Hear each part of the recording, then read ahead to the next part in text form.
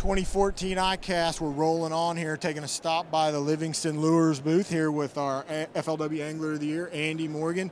Already we can see poppers are big this year, different type of popping baits, and Livingston Lures has one that hits the mark. Absolutely. It's the Walking Pop 77, and you know where I live, the P70 was the king. Now, the old Craig Power deal. Absolutely. You know, he kind of made that famous in our area, and it's spread throughout the country very fast. You know, I think he won 2 or 3 ever starts on the popper there years ago. But here at Livingston, I think we've created a popper that's actually a little better than the P70 with sound technology.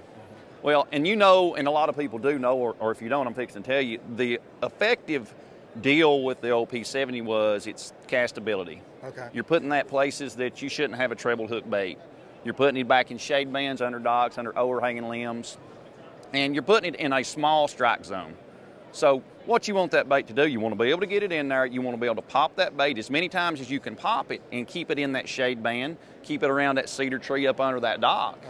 Well, that entices pretty much everything that's there. If it's going to bite, it's going to give him a little time to see the bait, turn around, eat the bait. Plus, we have the sound technology.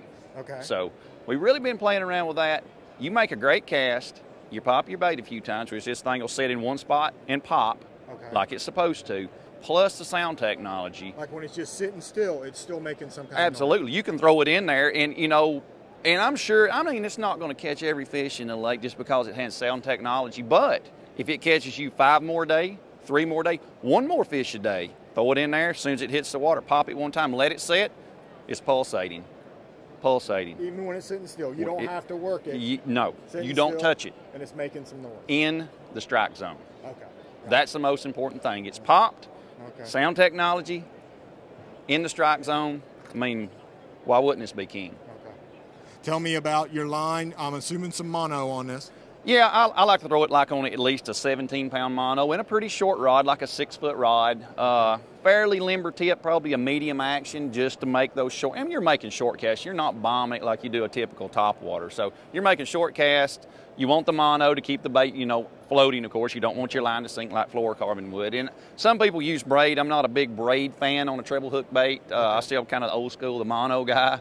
And man, I don't know that you can really beat this lure. I mean, it's going to be poison. It's coming on the market, and you'll see it here soon in everybody's hand if they got any sense. Sounds good. That's it. Sound technology here, Livingston Lures with Andy Morgan.